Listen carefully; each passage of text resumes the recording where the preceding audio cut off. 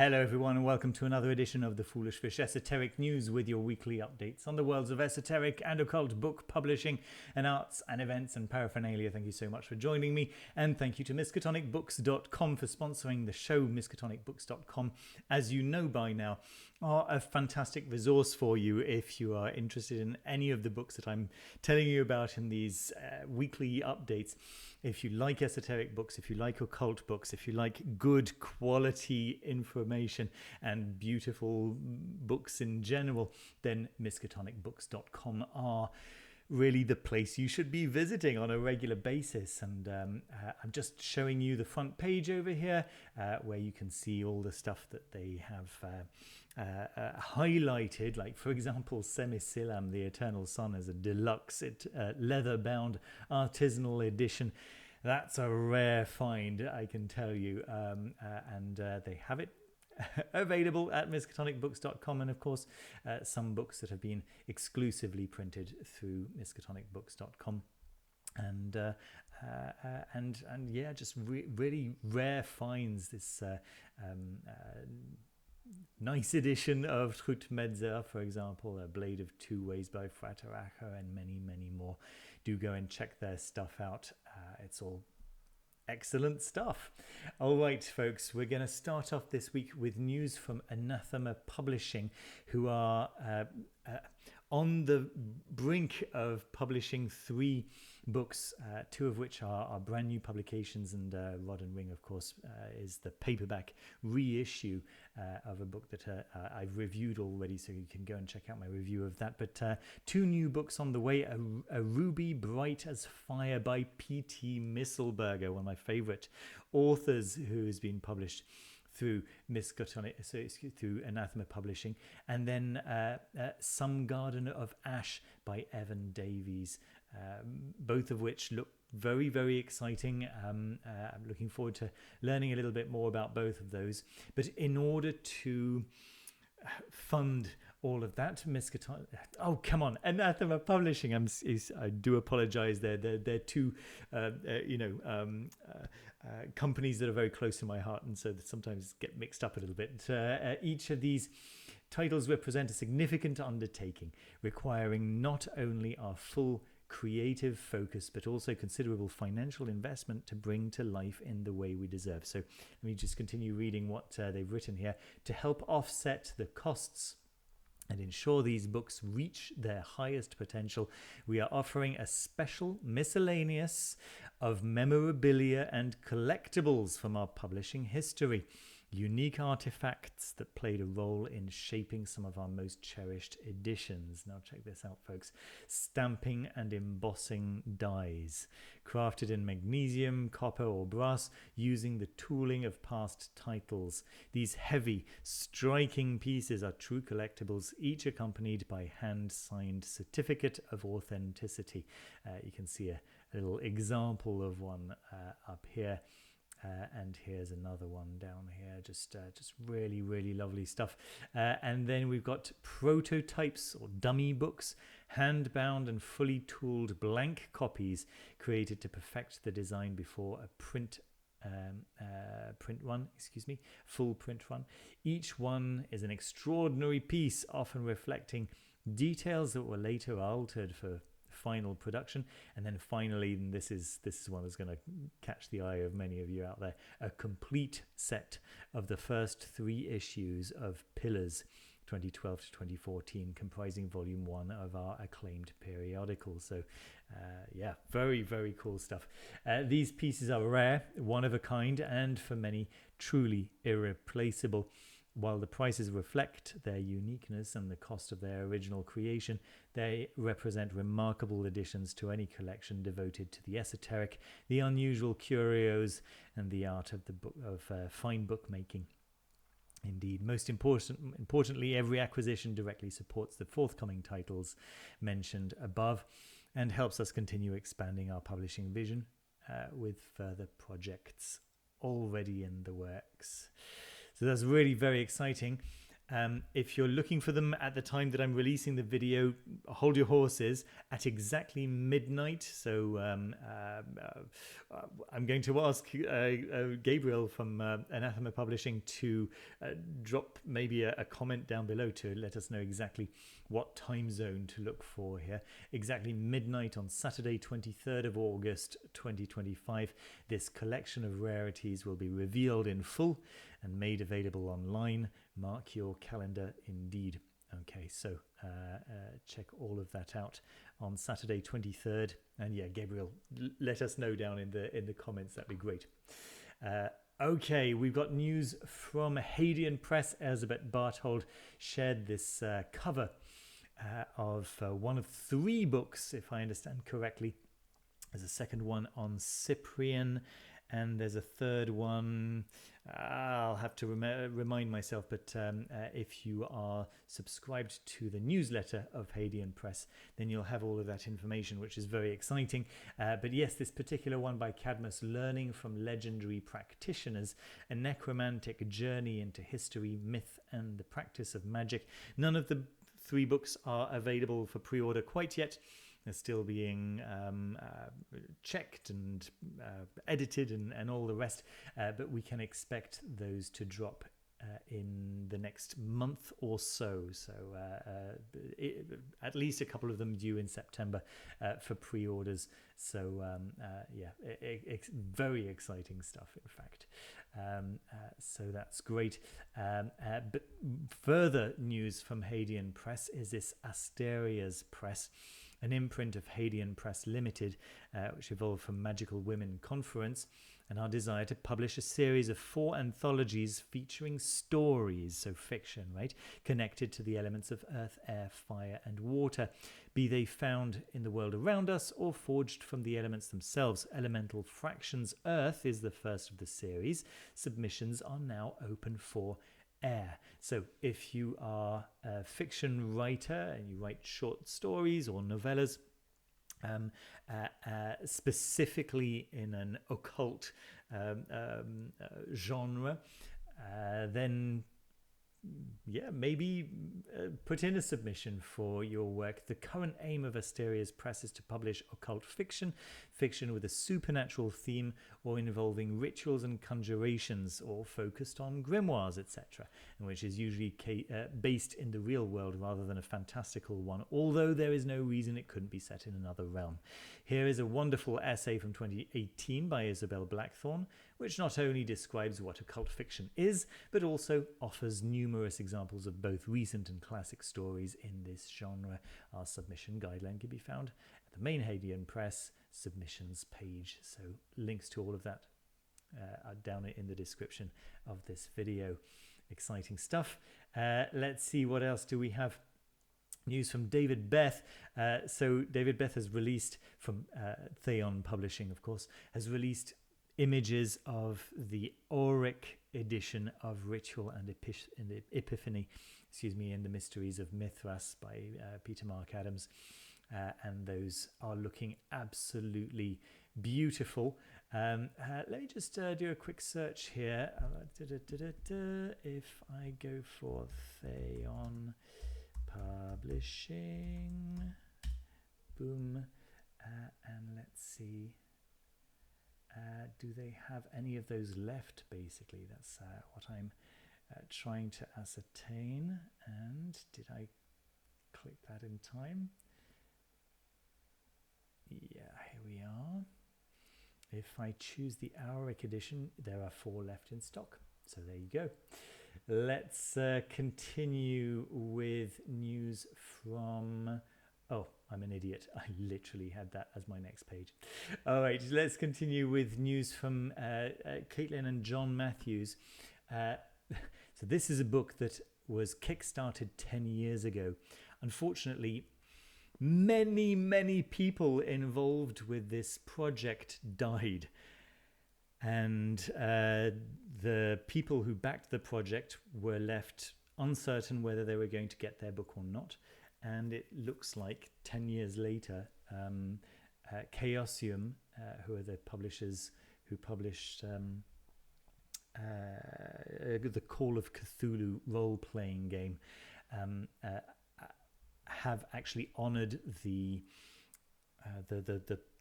promise to publish this book, and it's essentially it's Le Morte d'Arthur, a critical edition with footnotes, and it looks absolutely fantastic. So I'll leave links to this video that's showing to you right now in the description, so you can check out exactly just how beautiful the book looks. Do have a read of what Caitlin is saying here. I don't think the book is going to be easy to get hold of if you weren't one of the people who backed back then, but maybe useful to know that this thing is out there and potentially going to be available if you pester Chaosium enough. I'm not sure how this is going to work, but anyway, just letting you know that this thing exists, and it looks very, very cool. Okay, folks, let's continue with news from Ivo Dominguez Jr. Spirit Speak is his upcoming book. It's going to be out in the next week or so. A comprehensive guide to connect beyond the veil. So, of course, with a foreword by Matt Orin. Let's see, with this book in your hands, you're guided by one of the most capable and experienced practitioners in the field of authentic spirit work. This newly revised spiritual classic gives you the keys to master the art of spiritual communication. This is being released through Wiser Books. Let's see. If you practice magic, pray, or venerate your ancestors, you are working with spirits. If you seek information or guidance through channeling, through mediumship, or through the words and visions of mystics, you are also working with the beings of the subtle realms. I think this is a re-release, not necessarily a re-release, but possibly an updated edition, right? Yeah, newly revised spiritual classic. There we go. So it presents a unified system for understanding the broad range of non-physical beings that we call spirits. Okay, so the book that I have been recommending on that topic has been Unquiet Voices by Robin Nonny Douglas, right? But I'll be very interested to read a little bit more from Ivo Dominguez on a similar topic. So that's exciting stuff. Okay, Women of the Fairy Tale Resistance is a book that was recommended by Esbeth Barthold of Hadean Press, and it looks very exciting. I may have mentioned this before. So let's see. Long before the Brothers Grimm, there was a sisterhood of writers who defied the patriarchy and launched a literary craze with their feminist fairy tales. These are their stories. So let's see. The Women of the Fairy Tale Resistance uncovers 7 of these writers' biographies, which are just as compelling as their fairy tales, and retells 12 of their original stories. The women are mostly young, noble women who were forced into undesirable marriages, did not have the freedom to give their opinions, travel, or choose who they wanted to love. They used their stories as a way to subtly complaining about their husbands and critiquing the oppressive reign of King Louis XIV. The female empowering gender-bending tales combine themes like romance, fantasy, escapism, and their protagonists' control of their own destiny. Enchantingly designed with stunning full-color illustrations throughout, this unique and entertaining book will have you rethink everything you know about traditional fairy tales. It's by Jane Harrington, and if I just take a quick look inside, you'll be able to get an idea of the style of presentation and artwork. It looks very nice. Good. Watkins Books brought in a book that was published, I think it was published last year by Crossed Crow Books, Liber, Lilith, but I don't think it's available in the UK. So I've put links to Watkins Books listing that you can find here if you're in the UK or if you're in Europe. I've also put in a Amazon associate link for those of you living in the US. and you'll be able to find all of that down below. But yeah, this is a Donald Tyson book, and it kind of flew under my radar. I think the divine being who created the human race was a woman, Liber Lilith, which is both a book of creation and a complete grimoire, reveals that Adam, the first man, was not formed by God the Father, but by the ancient goddess Lilith. Liber Lilith is a powerful and disturbing novel which takes the reader through communion and compact with Lilith, the famed queen of hell and mother of all demons. This book follows the path of a fictional German occultist named Karl Steiger, who happens to come across an old grimoire which lays out a series of rites and rituals through which she may be called upon. Part 1 of this novel opens with an introduction penned by the editor of Steiger's journal, followed by a replication of the grimoire itself, and concluding with the journal entries that show Karl Steiger's unbecoming as he falls further and further into darkness, into Lilith's dark embrace. The novel shows it in seductive detail a system of sex magic taught to mankind by Lilith, the working journal of the ill-fated magician who put these obscene rituals into practice. Proves that some books are too dangerous to exist. Disturbing content, not intended for minors or readers with sensitivities. Probably a good one to note. Okay, let's continue with a book that's being released by Thames and Hudson. I'm such a fan of what they do. They always make such beautiful books and such beautifully bound books at such an affordable price. I think they definitely rival Taschen. I don't know, maybe a little bit more under the radar than Taschen's books, but always beautiful.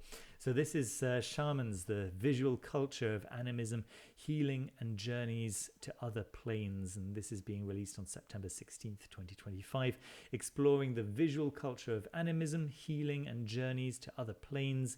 This copiously illustrated book brings to life the imagery of shamanism, in one beautiful and intelligent volume. So if you're interested in the shamanistic currents,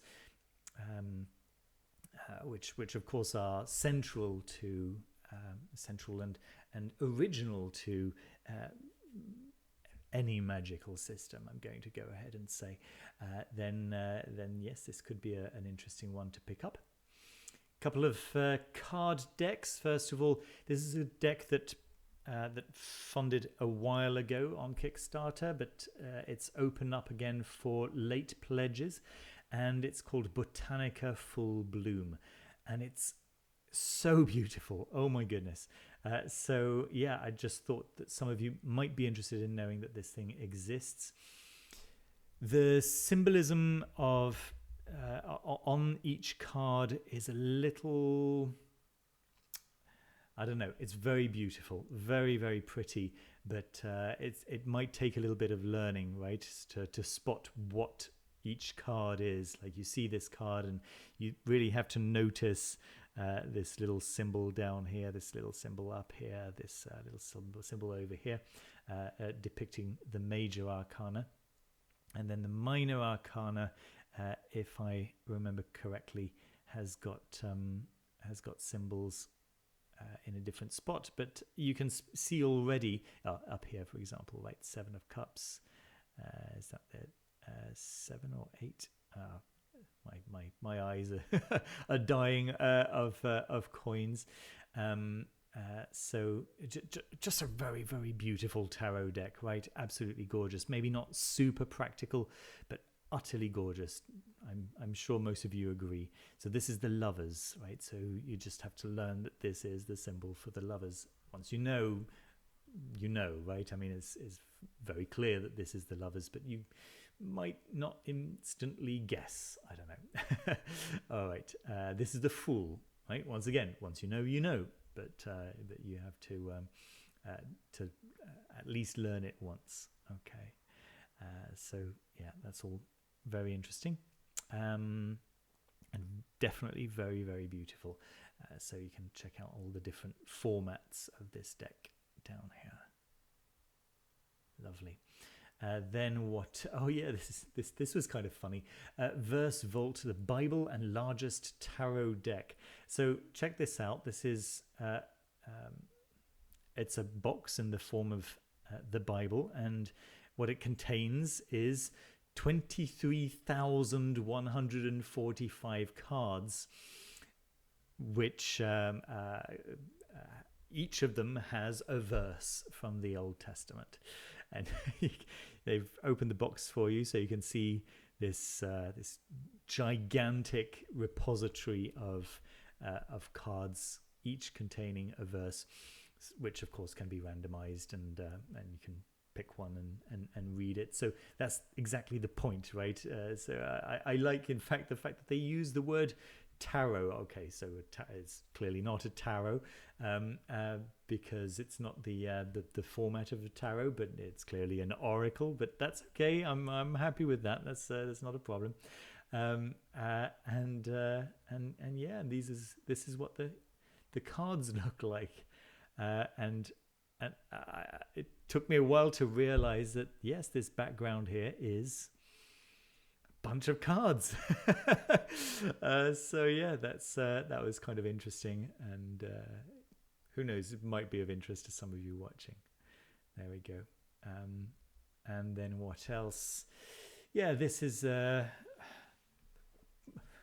poorly designed Kickstarter, and actually I'll tell you more about that in a moment, but there aren't any pictures other than the video.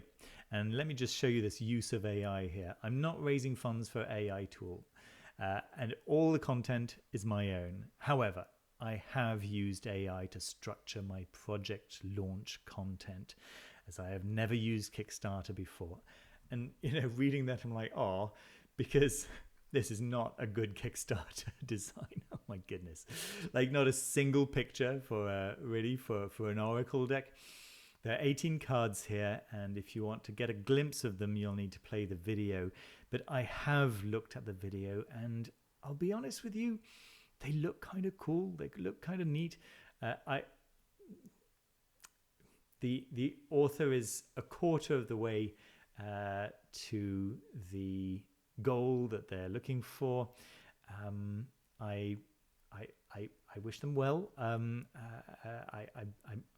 I think that the project looks nice. I think that the presentation of the Kickstarter itself, yeah, I mean, some people are creators, not marketers, right? Very, very clearly that's the case. If I just start working, I can show you. Is that going to even work? I don't even know. Anyway, you'll be able to see some of the cards. Maybe you'll agree they look kind of interesting to me. Anyway, all right. Okay, well, you can definitely have a look in your own time. What else do we have?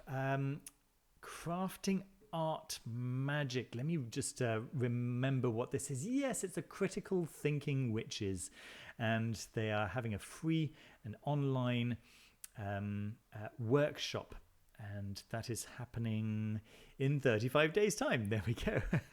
Let me just see. It's 23rd of August 2025. That doesn't make sense.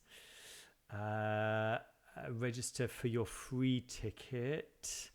Okay, anyway, I'll let you discover all of this in your own time, but September 26th to 28th 2025 seems to be the Crit Witch Con 2025.